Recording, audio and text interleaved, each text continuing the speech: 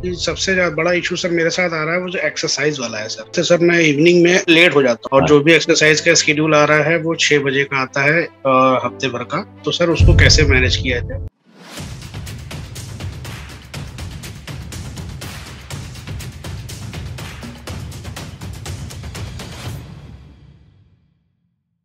जी good morning जी। Sir thank you आपका बहुत बहुत। और मैं सर लगभग पिछले 7 ईयर से डायबिटीज की रेंज में था, लेकिन इधर 2 महीने से पहले मैंने आपके वीडियोस देखे जी और वो डायबेक्सी आटा और रिवर्सॉल का जब से यूज किया है तब से ड्रास्टिक चेंज आया है सर उसमें। जी फिलहाल तो मैं रिवर्टीज में आपके एनरोल्ड हो गया हूँ अभी 3 दिन पहले। जी मैम से मेरा कंसल्टेशन चल रहा है। जी सर मेरे कुछ एक सवाल सर ये था कि सबसे बड़ा इशू सर मेरे साथ आ रहा है वो जो एक्सरसाइज वाला है सर। जी क्योंकि मेरी जो जॉब प्रोफाइल के हिसाब से सर मैं इवनिंग में लेट हो जाता हूँ, मतलब 8-9 तो मिनिमम मुझे बच जाता है। और हाँ जो भी एक्सरसाइज का स्केड्यूल आ रहा है वो 6 बजे का आता है हफ्ते भर का। तो जी सर उसको कैसे आप मना करते हो कि मॉर्निंग में नहीं करना चाहिए जी बेसिकली? तो सर उसको कैसे मैनेज किया जाए? क्योंकि 9 बजे 8 बजे के बाद अगर एक्सरसाइज का रहेगा तो फिर डाइट कैसे कब लेना है, फिर विंडो फास्टिंग मेंटेन नहीं हो पाएगी, कैसे क्या करा जाए सब? जी जी। तो एक्सरसाइज का बड़ा अच्छा क्वेश्चन है। तो सभी लोगों के लिए एक्सरसाइज के बारे में हम थोड़ा सा डिस्कशन करते हैं यहाँ पे कि एक्सरसाइज कौन सुबह करेगा और कौन शाम को करेगा। तो पहला क्राइटेरिया, नंबर वन क्राइटेरिया जो हमें देखना है कि अगर फास्टिंग ब्लड शुगर लेवल ज्यादा रहता है तो वो सुबह एक्सरसाइज ना करे। जिसका फास्टिंग ब्लड शुगर लेवल ठीक है वो सुबह एक्सरसाइज कर सकते हैं, क्योंकि उनकी पेनक्रियाज सपोर्ट कर रही है और ब्लड शुगर लेवल मैनेज कर पा रही है। तो अगर फास्टिंग ज्यादा है तो इसका मतलब सुबह एक्सरसाइज नहीं करनी, वो शाम को करेंगे। फास्टिंग ठीक है, 80 85 90 से नीचे रह रही है तो सुबह भी एक्सरसाइज कर सकते हैं। अब दूसरा इशू ये आया कि अब टाइमिंग का क्या करें, कि भाई किस टाइम पे हम फ्री होते हैं। और रात को अब 9 10 बजे एक्सरसाइज करेंगे तो फिर सोएंगे कब, सुबह उठेंगे कब, ये भी एक इशू हो सकता है। तो इन केस अगर मान लीजिए हम एक्सरसाइज नहीं कर पा रहे रेगुलर टाइम पे, तो हम इन बिटवीन जो डे है वहां पे एक्सरसाइज की अपॉर्चुनिटीज ढूंढ लेते हैं। कैसे? मान लीजिए हम ऑफिस गए और हमें पता है कि हमारा आधे घंटे 45 मिनट का लंच ब्रेक होता है।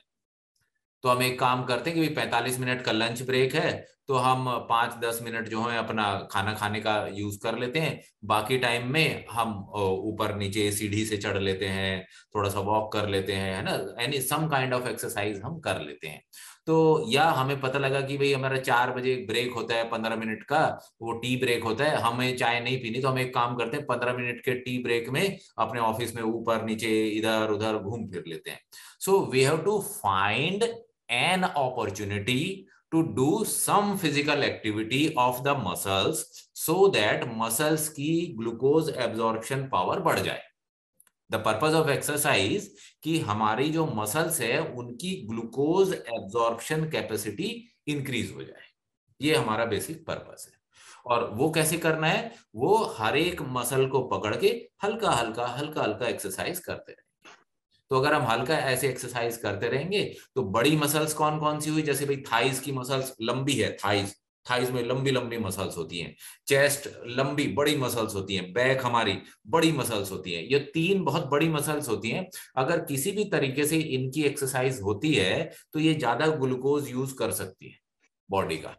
सर एक और क्वेश्चन था आपसे। अभी सर रिसेंटली मैंने जो है ना अपना पूरा शुगर का प्रोफाइल पूरा टेस्ट कराया था।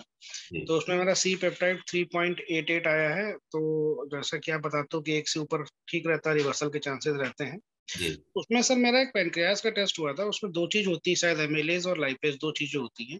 हाँ तो टेस्ट किया तो उसमें मेरा थोड़ा सा एमिलेज उनके हिसाब से थोड़ा सा बढ़ा हुआ है, उसकी वैल्यू आई है 72। जी जी जी। तो उसका सर क्या ये स्वेलिंग का फैक्टर होता है या क्या होता है सर ये फैक्टर? नहीं, वो डायबिटीज में थोड़ा ज्यादा, देखिए अमाइलेज जो एंजाइम है उसका काम है कार्बोहाइड्रेट को डाइजेस्ट करना। तो जी। इसका मतलब जो कार्बोहाइड्रेट आ रहा है उसको डाइजेस्ट करने के लिए पेनक्रियास खूब मेहनत कर रही है। तो जब हम कार्बोहाइड्रेट ही कम कर देंगे तो धीरे धीरे वो वैल्यूज ठीक हो जाएंगी। Amylase is just an enzyme जो डाइजेशन से रिलेटेड है। डायबिटीज से डायरेक्ट कोई ऐसा कोरिलेशन नहीं है। डायबिटीज से हम इंसुलिन, ग्लूकागॉन, ये ना इस टाइप के हॉर्मोन्स को देखेंगे हम। अच्छा अच्छा। और सर हीमोग्लोबिन का कोई रिलेशन, जैसे कि इसमें हीमोग्लोबिन सर मेरा 12 के अराउंड रह रहा है, तो उससे का कोई रिलेशन होता है क्या ब्लड शुगर का? नहीं, हीमोग्लोबिन का ऐसा कुछ खास फर्क नहीं पड़ता, लेकिन जब HbA1c ज्यादा हो, ऑक्सीजनेशन कम हो, तो हीमोग्लोबिन की परसेंटेज ऊपर नीचे हो सकती है। पर ऐसे बहुत ज्यादा अभी इनिशियल लेवल पे हम वहां नहीं जाते हैं कि मतलब आयरन सेचुरेशन भी एक पॉइंट होता है कि आयरन सेचुरेशन ज्यादा है तो क्या वो डायबिटीज की तरफ जा रहा है।